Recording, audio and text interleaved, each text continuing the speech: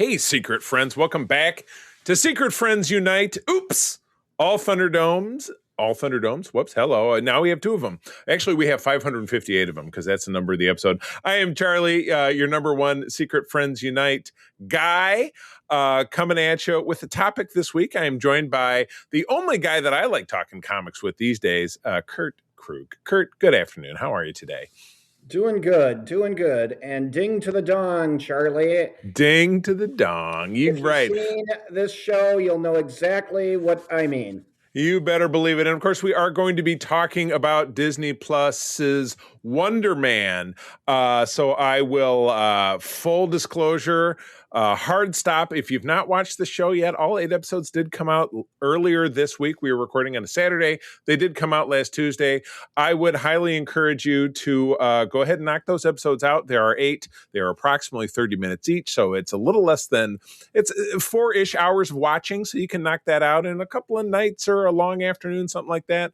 Because we don't want to spoil it for you, but we do want to talk about how we're enjoying the show. So that's what we're going to be doing here the next 30 35 minutes is talking about that. But before I do, I want to jump in and give some love and affection and appreciation to fine folks much like Kurt who support us over on the Secret Friends Unite Patreon at patreon.com/secretfriendsunite.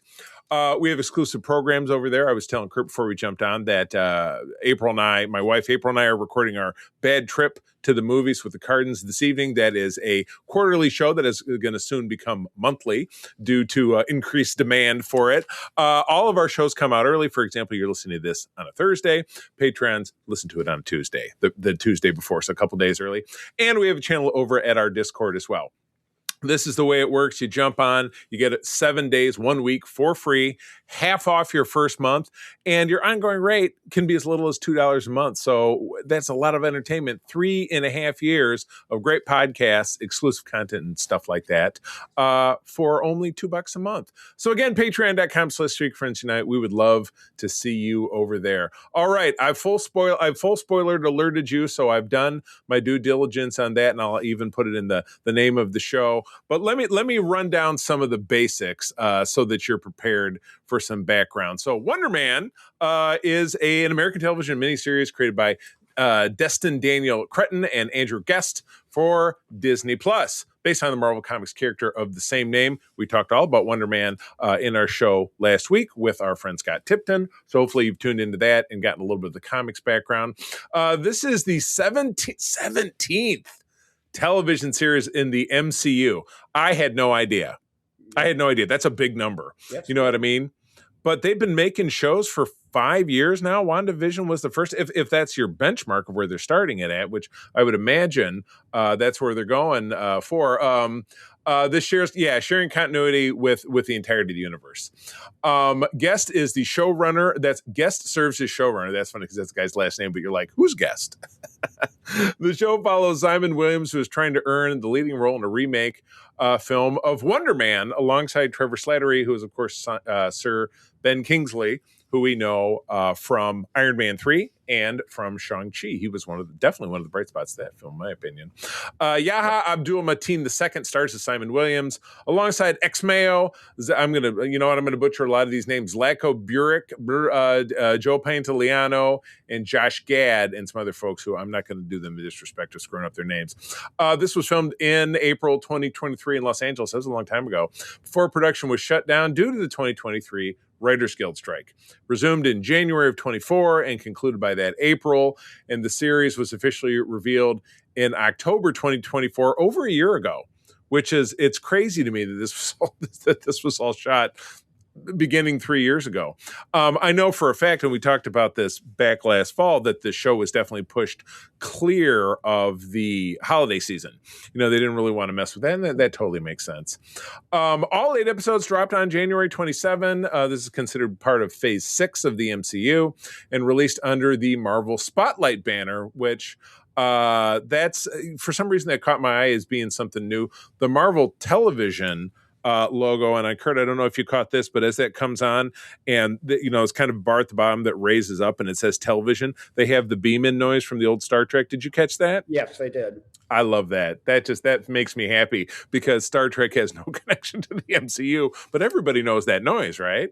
So I really love that. So yes, released under Marvel Spotlight, it received positive reviews from critics and audiences with high praise from its departure from the general MCU formula, as well as concept and cast performances. Okay, I've now been talking for 5 minutes, so now it's time for me to kick it over to my co-host, and we're going to break things down in 4 segments here. First of all, I'll give you the numbers. When we said high ratings, we were not messing around. This has a 90% on Rotten Tomatoes, and an 89% popcorn meter or audience score. So this is solid across the board. Critics and audiences actually in alignment, which I think is more rare than you would conceptualize. Oh, yes. We're going to talk about it in 4 things. We're going to talk about some favorite moments. Kurt's going to go first. Moments you could have done without / missed opportunities. Thoughts on the potential future direction of the show, if there is one, and your overall season score 1 to 10. So, Kurt, let's start with some of your favorite moments from the show. I'm going to give you a caveat. I thought this show was enjoyable. There were some episodes that felt disconnected from a lot of the overall story. And what was the overall story exactly? That hasn't exactly been solidified. That really hasn't been concrete. But that said, I did find it enjoyable. Favorite moments. Okay. Wonder Man always works well with a buddy or a foil. Yes. We didn't have the Beast. Yep. But we had Sir Ben Kingsley. And they did very well together. They had that buddy cop feel or a bromance. Yeah.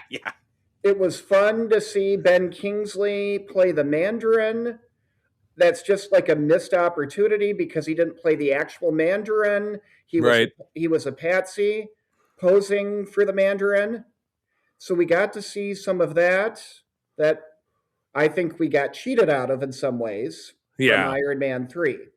Right. The Mandarin, if I can jump in for maybe folks who are uninitiated with comics, the Mandarin in the classic sense was Iron Man's top villain. He was his Green Goblin. He was his Red Skull, if I remember correctly. And again, I didn't grow up reading Iron Man, so I don't know if you have more experience with Iron Man than I do, but is that an accurate statement? Was the actual Mandarin like Iron Man's big villain? Am I remember that correctly? Okay. Yes. And I thought the best episode was an episode that really didn't have Wendy in it. I thought the disconnected Doorman episode was the best. And Doorman is a Z-list hero created by John Byrne, a fan favorite creator way back in the late 1980s, who's got a lame name and a lame power in some ways. Right. Where people can pass through him into a doorway. And this was the best interpretation of him, how he becomes this overnight celebrity. And he's got the, Taylor Swift has the Swifties. He has the doorknobs. So great. He's always ding dong, ding dong. And it was just funny. It was very funny. And Josh Gad was having too much fun. What happens in the episode is Doorman gets drunk. Josh Gad is going to pass through him, but something happens, some kind of accident. He doesn't come out the other side, and Doorman is under surveillance from Uncle Sam for the rest of his life. Right. We don't know what happens to Josh Gad, and as a result, superpowered beings cannot participate in any acting gigs. Right, yeah, they're out of the industry. I love, and it's funny, the Doorman, so that was episode 5 or 6, doesn't really matter. 4, I think, but yeah, who's counting? But it was, it was this kind of it was kind of a classic arc of the stereotype that you consider, what goes up, what goes up must come down, or someone's 15 minutes of fame. You see this character. He's a bouncer doorman at a bar, and at the end of, he's really chummy with Josh Gad, because Josh Gad comes to this club he works at, and at the end of the night he's cashing out with his owner, and she's saying, "Boy, you've been here for 3 years. I can't believe it." And he's like, "Well, I just, nobody ever lasts here that long. Nobody sticks around because this town's full of actors and people who want to, move up in this business." And he says, "Well, not me. I'm happy working here." And then he's taking out the garbage. And I do love that he's going to put it in a dumpster from the Roxxon Corporation. Now, how many Marvel stories start with, I picked up a blank, or I walked under a light, or I, walked under a ladder and stepped in a puddle of goo that came out of a can that said Roxxon, because Roxxon being one of the various evil corporations of the Marvel universe. And that was great, but that was a sprinkle. They just kind of sprinkled that in there, so they didn't make it a storyline or had to do more with it. I shared a link with you this morning that the showrunners of this did say, "Hey, if we get back for a season 2, we want you to know that Josh Gad is still alive, living inside of Doorman, and like we could develop that." So, but we'll talk in a minute about kind of where we're thinking this show is going. But I'll rattle off for you 2 things that I really loved above and beyond that. And April kind of pinged this for me, because I'm like, "What's something that you really love?" She said, "I loved the retro footage of the Wonder Man 1980s movie that was shot at Vasquez Rock, which is in Agua Dulce in Greater Los Angeles. I've been there. It was where I met Star Trek writer Larry Nemechek. I literally ran into him there. That was the first time we've met. Larry's been on a couple of our shows, and so it was kind of fated to bump into him there. But that is a very famous set in all of television, but in particular with Star Trek and Star Trek the original series. So that was incredible. And I told April, it reminded me watching this phony footage. And Kurt, maybe you'll remember this, and maybe it's just me. In the very early 80s, and I swear I found it somewhere and watched it again recently, there was a Lone Ranger movie. Does that ring a bell, or is it just me? I 100% saw that when we were still living in Grosse Pointe. That was like a movie we went to go see at like the theaters at Eastland or something, which was not far from my house. But it was the most low budget, crappy, and it was a Western, so that kind of made me think of Vasquez Rocks.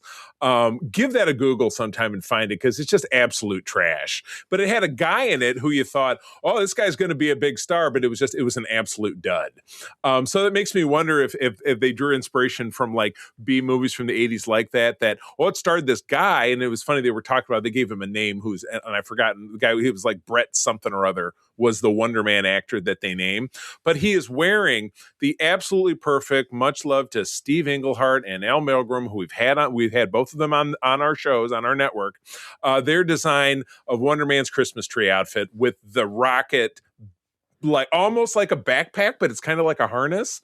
And they just, and the what's 80s, that? And the 80s mullet. That floppy hair. Yeah, exactly. I was so enthused. Now, I gave up doing cosplay within the last couple of years. I burned out of the community, but I have a Wonder Man suit, which I'll talk about in a second. I will absolutely pick up this onesie. I don't care how many sit-ups I have to do, or I have to wear a girdle or something. You will see me in this outfit. Because it's so bad that it's great. Just like the classic, and it doesn't appear in this, but it's what you and I have kind of dubbed the like urban pimp outfit, or the lion tamer outfit, or what, but it's it's Wonder Man in like a kind of safari jacket. And April pointed this out, because the one that I have, she had to make modifications to the pockets. She cut them into a W shape.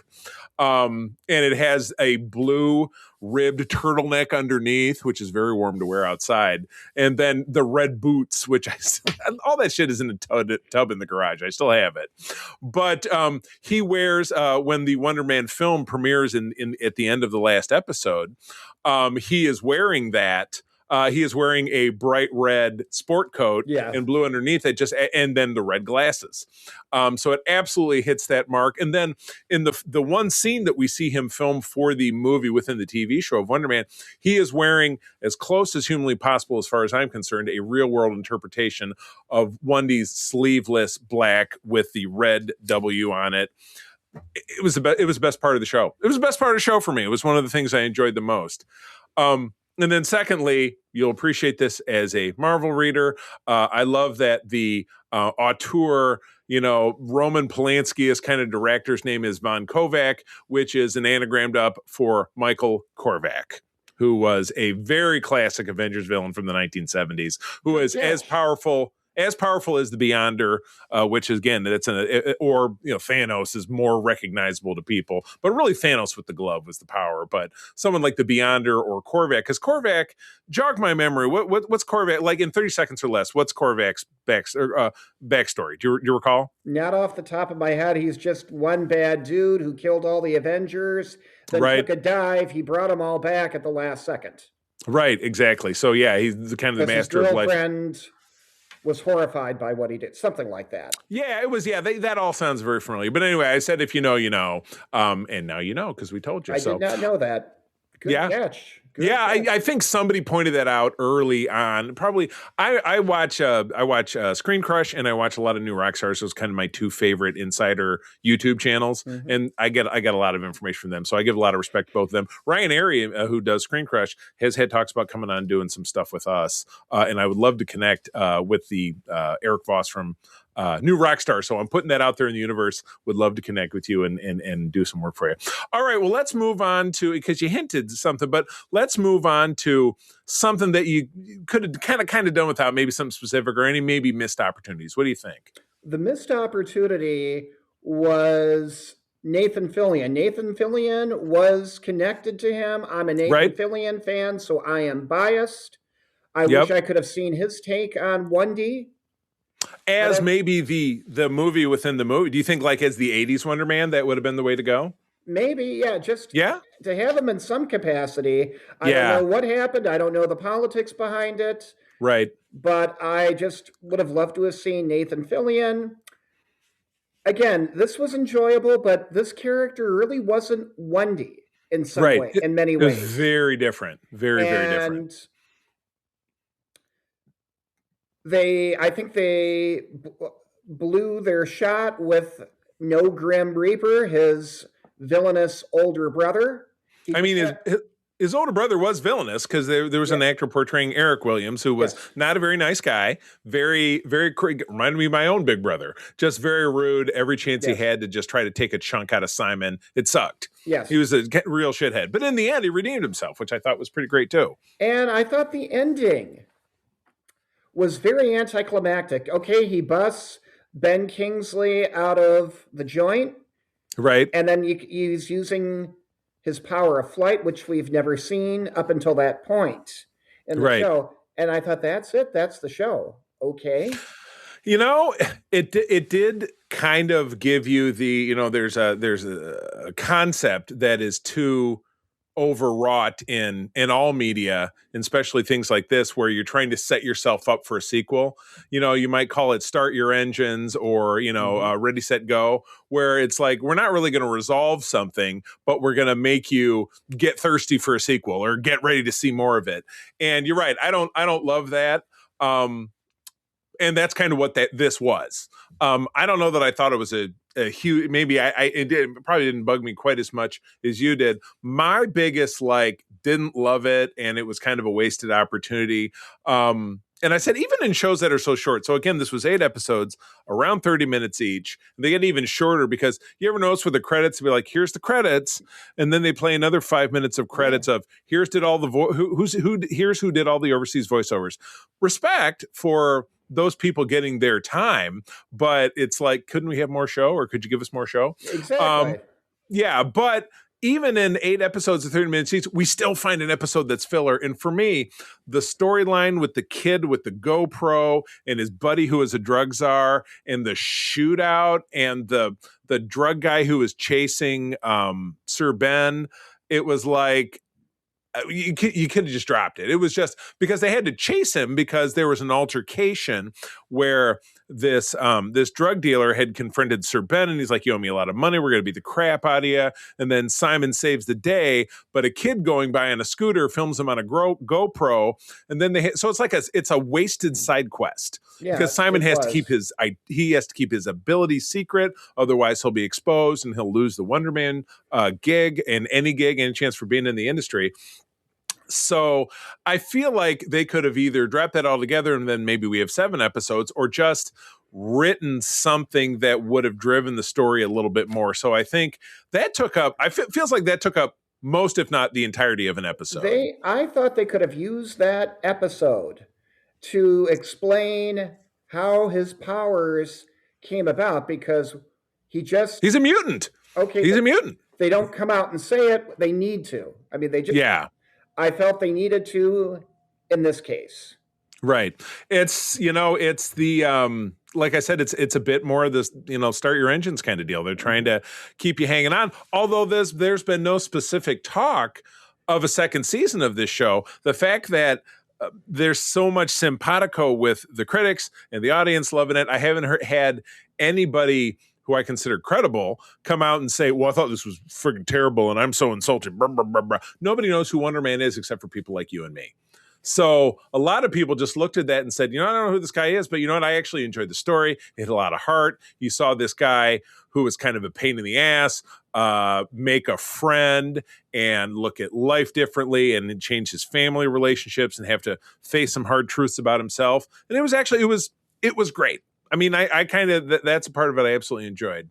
All right. So thoughts. So we've kind of danced around this a little bit, but looking at the potential of the future of the show, I mean, I just kind of shot my shot there. I kind of said it. I said, while I've heard no talk of another season, will positive reaction make the studio go, okay, people want to see this?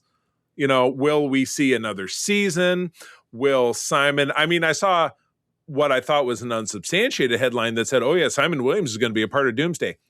I'm not buying that, because if this show was just successful in the last less than 1 week or over a week by the time you're listening to this, have they decided to just slide him over to Atlanta and get him into Doomsday? I mean, I guess I'm not 3 years I'm not ago. buying that. Yeah. Yeah, exactly. No. So he's not going to be in Doomsday. They didn't, because what if they stuck him in Doomsday and this show was, the equivalent of Secret Invasion or the Eternals and people fucking hated it, pardon my French. They would have spent time and resources. Why they didn't put Brie Larson in I'm guaranteeing Brie Larson is not in Doomsday. People really dislike her as an actress just because in the role, not the character, but I think in the role because of, some of the things she said and done about hating the fandom, or at least that's how I'm remembering it. And again, certainly feel free to hit us up on any of our socials if I've got it all wrong, but that's what I remember, is that she kind of shot herself in the foot saying, I don't really care what the fans think. Yeah, famous last words. What about you? How do you feel about where Simon Williams, this character, might go next? I don't know. If they had another season, I enjoyed this one. I would probably stick with it. Yeah. But if they don't have another season, I'm fine too. Yeah, that's true. That's how I am.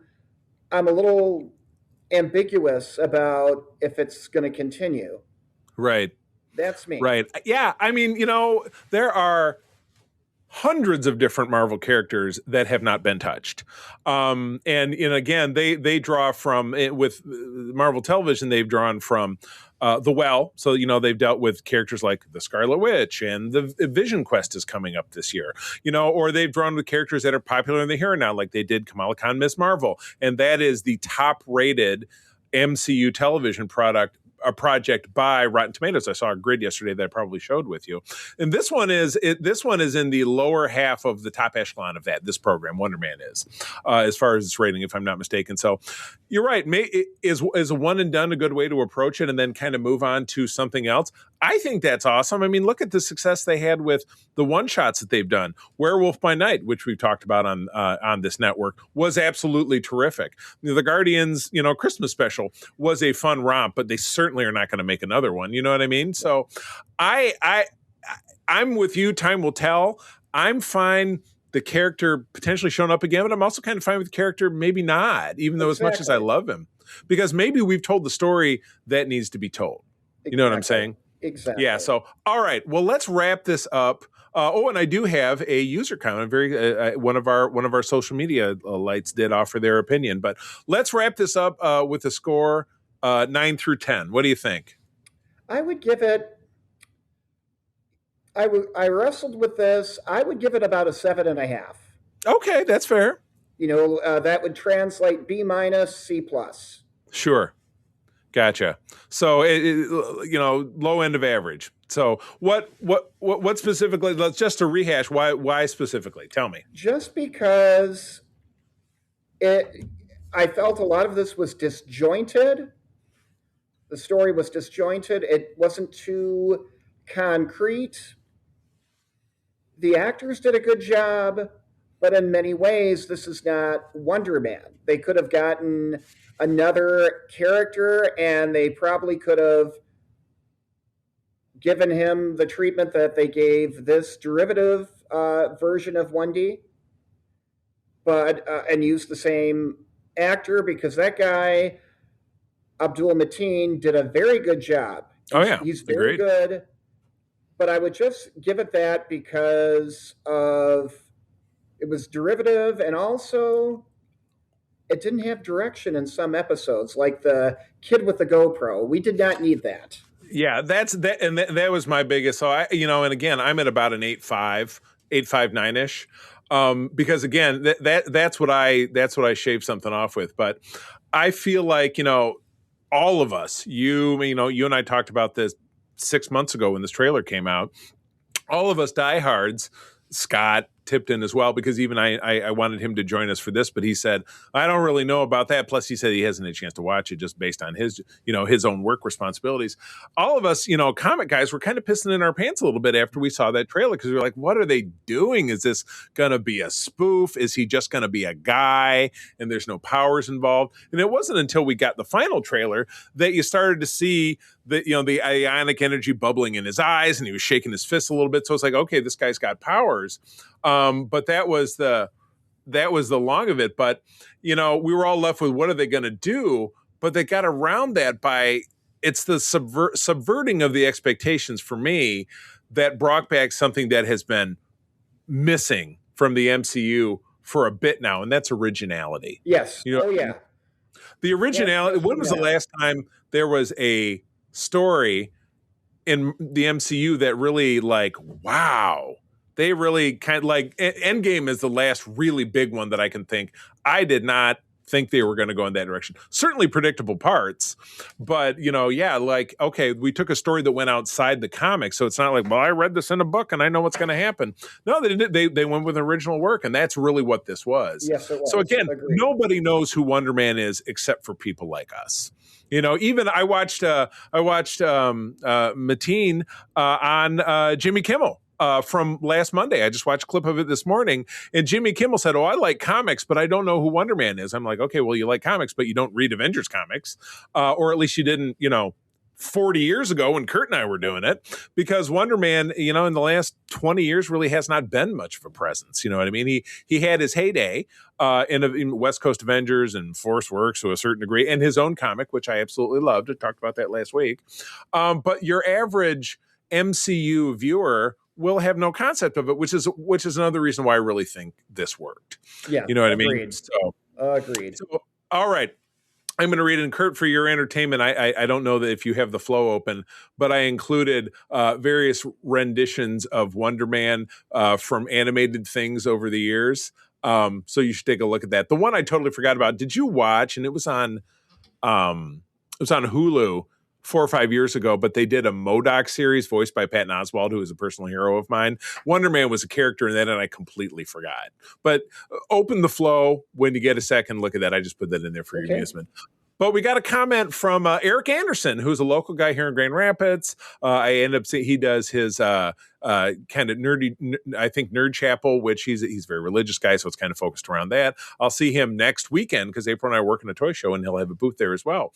But over on our Secret Friends Unite Facebook, Eric had to say, so I know that the main part was exploring the life of an enhanced person who just wants to do something else, but I don't like having a heavily powered individual with no real challenge. Okay. That being said, his challenge on the show was mental and emotional. I agree. I might write a blog post about the meekness of this. I did not like the less than climactic ending. So, Kurt, he's with you. But I might not have been the demographic that they were seeking. When you build a superhero world by putting superheroes in other genres, you won't always connect with superhero fans. I think that that's really balanced and fair. It's a good comment. I like that. Well, cool. Well, we managed to pull it out, my friend. So everybody, thanks for tuning in. Kurt, where do people find you in social media if they want to talk about Wonder Man? You can look me up on Facebook. My name is Kurt Anthony Krug. And send him a message. He has 40,000 friends. I regularly plumb his friends list for new interviews. I was doing it this morning. And as for me, I run not only my own socials, but also the socials for Secret Friends Unite. My own personal socials are at the C3THE, CEETHREE. You can find it on all the socials except for X, because I wouldn't touch it with a 10-foot pole. And the same goes for Secret Friends Unite across all those socials. Also on TikTok, where I'd like to do little 3-minute videos. I got to do them pretty quickly here because I'm a little lazy this week. Where I do little 3 minutes or less video, little kind of kitchen chats, or sometimes my dining room, sometimes down here in the studio, where I talk about stuff that I've been enjoying the week in particular. But also, secretfriendsunite@gmail.com. Send us a note. Tell us what you thought about Wonder Man, and we'll jump back and address that in a future show because we'd love to hear from folks. But with that, I've been Charlie. This has been Secret Friends Unite. I'm going to tell you, as always, that sharing is caring, and to keep on trucking. This podcast is part of the Secret Friends Unite podcasting network, available on Apple Podcasts, Spotify, and podcast services around the galaxy, as well as video on our YouTube channel. You can support Secret Friends Unite by becoming a Patreon member, get bonus programs and more over at patreon.com/secretfriendsunite.